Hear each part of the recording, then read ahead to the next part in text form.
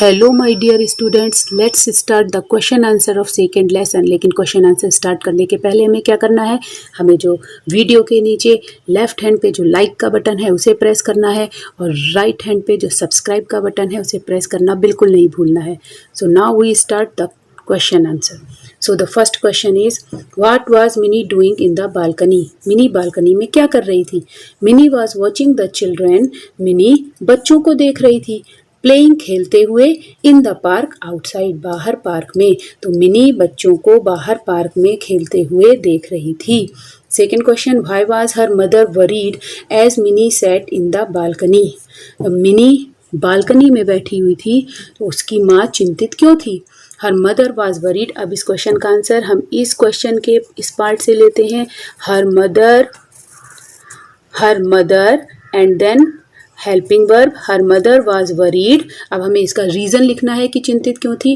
Because the strong wind was blowing, क्योंकि तेज हवा चल रही थी।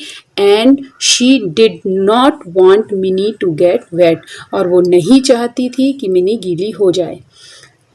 What is meaning of the word spastic. So एक चीज़ और, इसमें जो ये फर्स्ट क्वेश्चन है ये मोस्ट इम्पॉर्टेंट है from the point of view of board exams. And the third question is what is meaning of the word spastic. ये question भी most important question है। What is the meaning of the word spastic? spastic word का क्या meaning है? spastic word का meaning है a spastic is a person.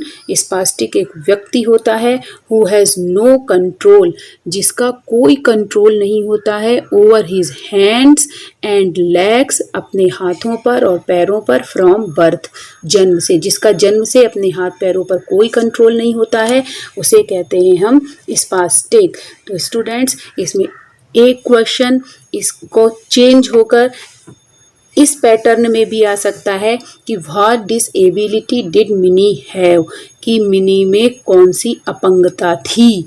तो इस क्वेश्चन के आंसर के लिए अगर ये क्वेश्चन थोड़ा सा चेंज होकर आता है तो इसका आंसर हमें लिखना है mini was a spastic.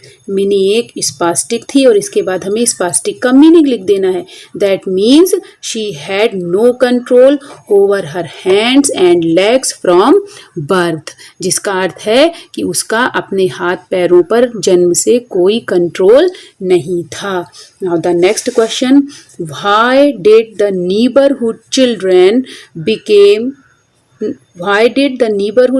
not become friendly with her. जो पड़ोस के जो बच्चे थे उसके साथ मित्रतापूर्ण क्यों नहीं थे? तो the neighborhood children did not become friendly with her, तो जो पड़ोस के जो बच्चे थे उसके साथ मित्रतापूर्ण नहीं हुए। बिकॉज, क्योंकि शी वॉज स्पास्टिक, वो क्या थी?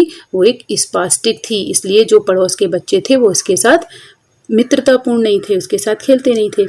Now the next question is what was the ball that fell in her lap. जो बॉल जो उसकी गोद में गिरी थी, उसकी मतलब जो मिनी की गोद में गिरी थी, वो बॉल क्या थी? तो इसका आंसर बहुत ही सिंपल और बिल्कुल शॉर्ट आंसर है। हमें लिखना है the ball was a duck. जो बॉल थी वो क्या थी? एक डक थी। ये जो हमारा क्वेश्चन है ये भी हमारा क्वेश्चन मोस्ट इम्पॉर्टेंट क्वेश्चन है। Now the next question is what had happened to the bird. जो वो पक्षी था, जो डक शावलर थी, उसके साथ क्या हुआ था? तो ये हम चैप्टर में भी पढ़ चुके हैं कि उसके साथ क्या हुआ था। अब देखते हैं आंसर में। When the bird was returning back to his native land, यानी नेटिव लैंड यानी वहाँ उसकी मातृभूमि जहाँ से वो आई थी। तो जब वो बर्ड अपनी मातृभूमि की तरफ वापस लौट रही थी, he lost his way, उसने अपना रास्ता खो दिया। वो अपने फ्लॉक पक्षियों के झुंड के साथ वापस लौट रही थी लेकिन वो रास्ता भूल गई। He made frantic efforts to rejoin his mates, और फिर क्या हुआ? उसने बहुत प्रयत्न किए। फ्रेंटिक माने, फ्रेंटिक मीन्स होता है पागलपन में, जैसे साथी छूट गए हैं, रास्ता भूल गए हैं तो हमें घबराहट होती है, तो घबराहट में हम जो स्टेप उठाते हैं जल्दी जल्दी तो उसको बोलते हैं कि पागलपन में, कुछ समझ में नहीं आ रहा हो। He made frantic efforts to rejoin his mates, mates माने साथी, तो अपने साथियों से रिजॉइन दोबारा मिलने के लिए जो उसने एफर्ट्स किए, प्रयत्न किए, फ्रेंटिक एफर्ट्स किए, एकदम घबराहट में भरे हुए। And hurt himself on his wings, तो उसने क्या किया, उसने अपने पंखों में चोट लगा ली। तो ये हुआ था बर्ड के साथ में। Now the next question is how did the bird react when Mini's mother tried to pick it up. जब मिनी की मदर ने उसको बर्ड को उठाने की कोशिश की, पिक इट अप उठाने की कोशिश की, तो बर्ड ने क्या रिएक्ट किया।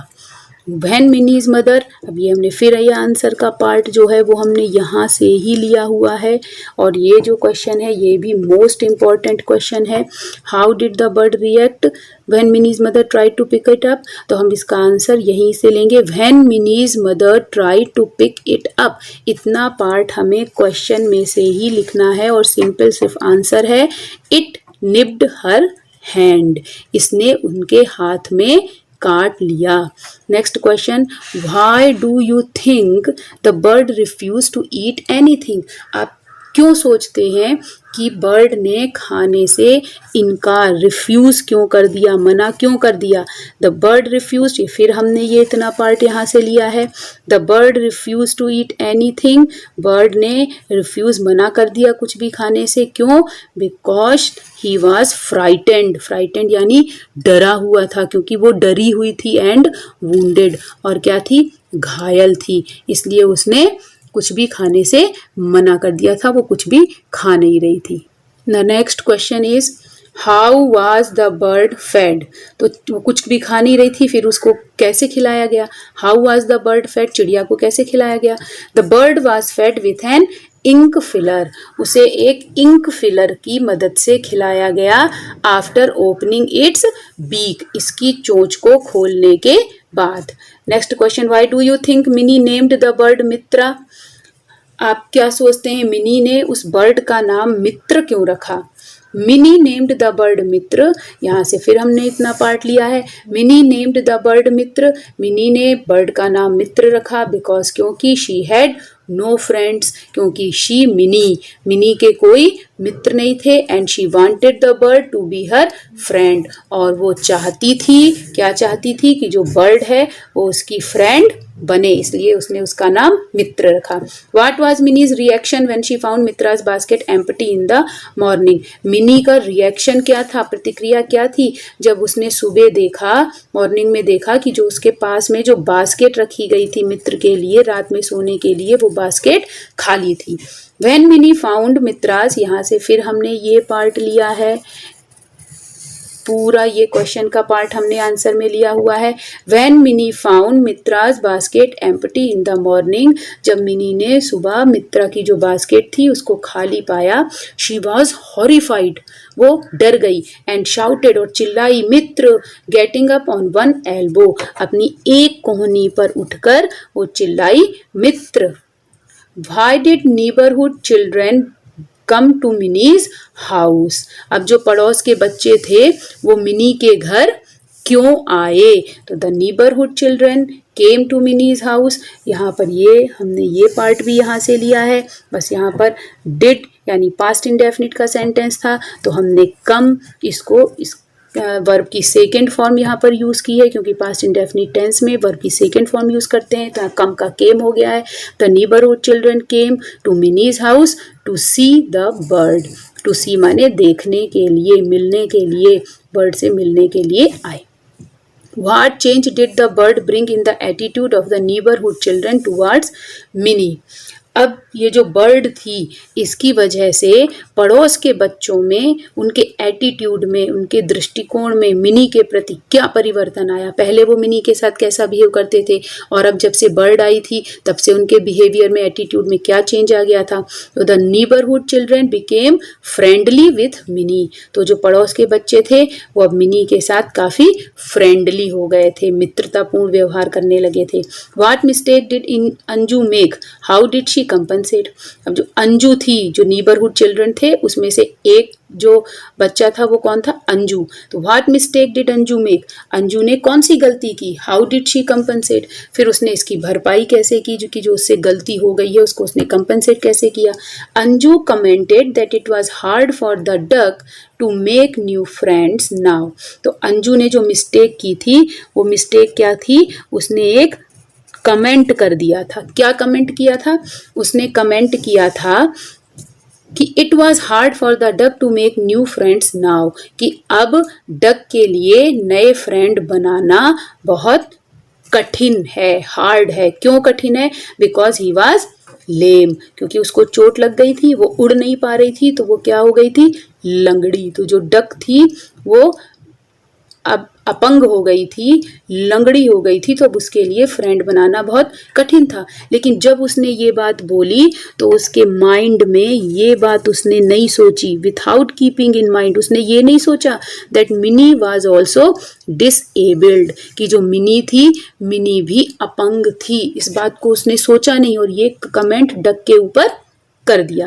लेकिन जब उसको ये फील हुआ, when she felt her mistake, जब उसको अपनी गलती फील हुई, she covered her mouth to compensate it, तो उसने अपने मुंह को ढक लिया, टू कंपनसेट इट, इसकी भरपाई करने के लिए, ये दिखाने के लिए, ये शो करने के लिए कि मुझसे गलती हो गई, मैंने ऐसा बोला।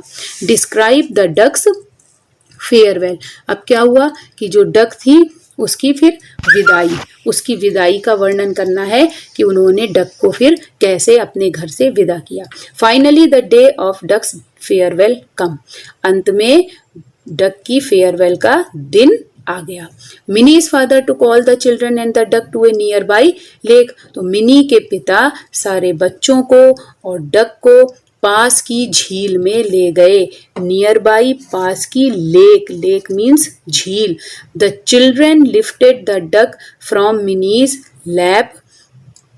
जो बच्चे थे, बच्चों ने डक को मिनी की गोद से उठाया and gently released him into the lake, और बड़ी ही जेंटली माने सॉफ्टली, बड़े ही आराम से, सज्जनता पूर्वक, released him into the lake, बड़ी सॉफ्टली उसको झील में छोड़ दिया।